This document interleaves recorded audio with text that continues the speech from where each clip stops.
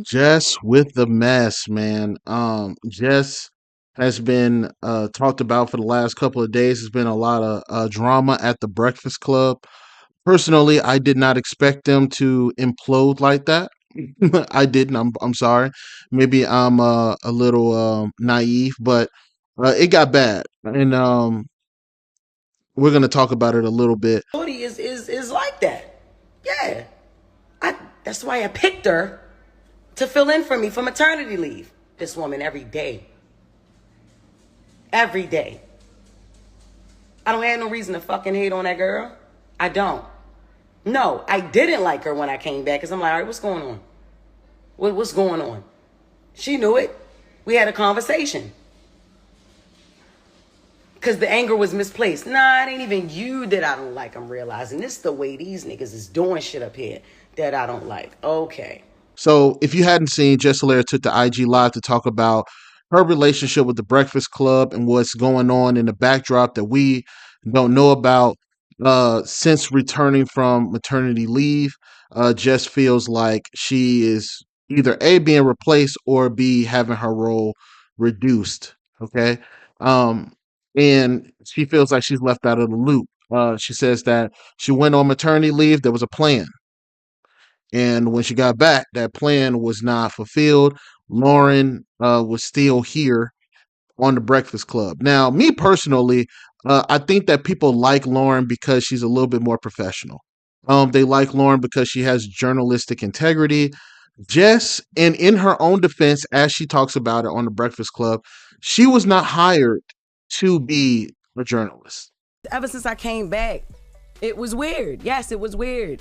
Yeah, I at first, no, I did not. I wasn't too fond of Lauren.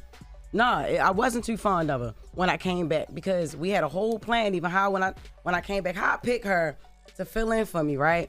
I come back, she ain't never leave. Then, all right, cool that she don't leave, but she's on only during my segment.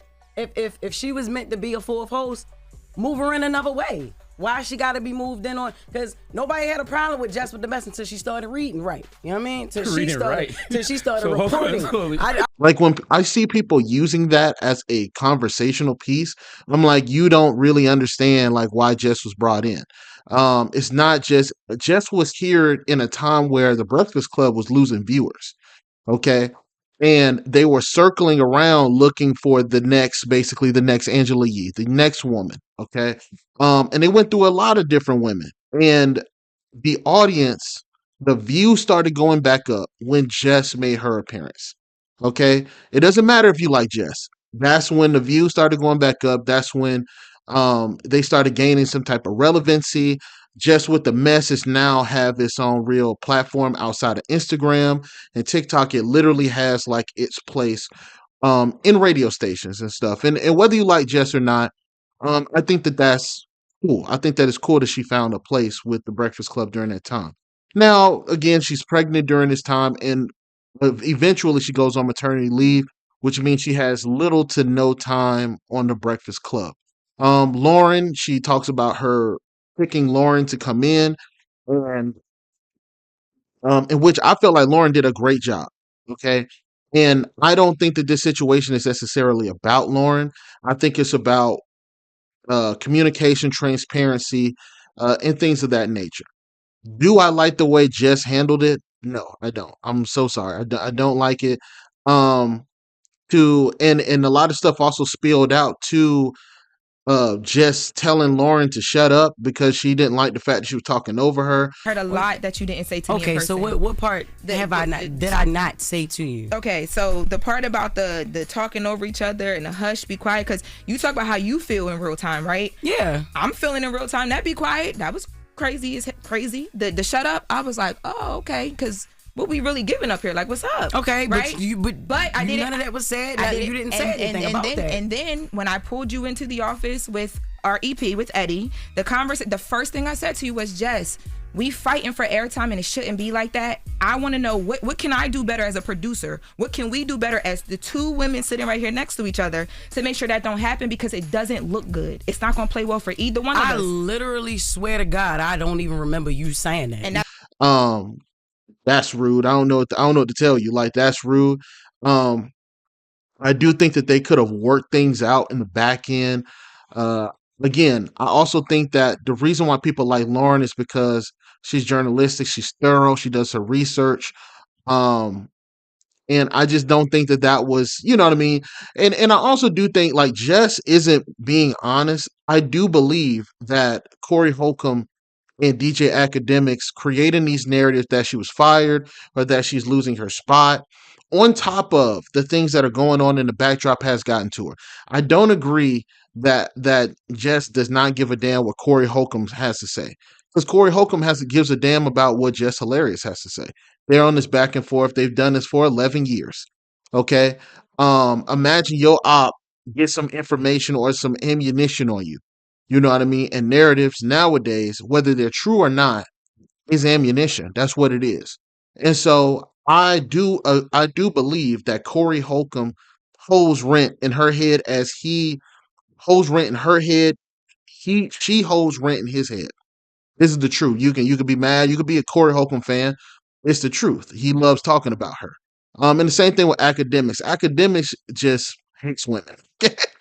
Academics does not like women. So, he's going to go against anybody that speaks against him as well.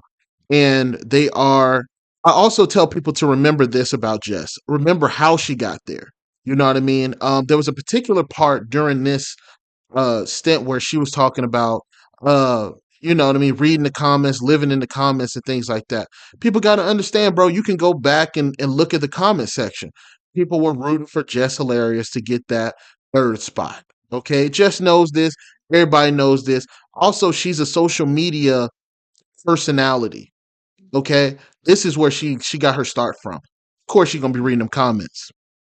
And even though you can agree with something that DJ Envy said, where he was like, man, fuck them comments, don't let them trick you out of your spot. If that's how you made your living, you're going to respond to it. That's why we see so many people crash out, because they live in the comment section. They live for the content.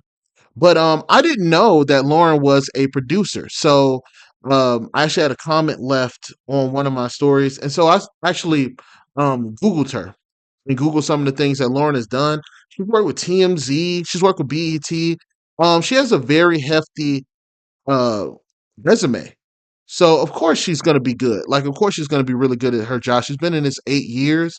Again, I don't think Lauren was the problem. I think she was the catalyst. Okay.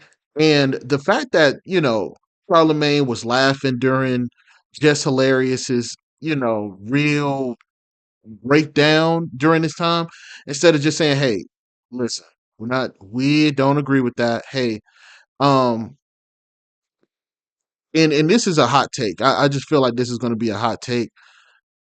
Watching two black women go at it is kind of what they want.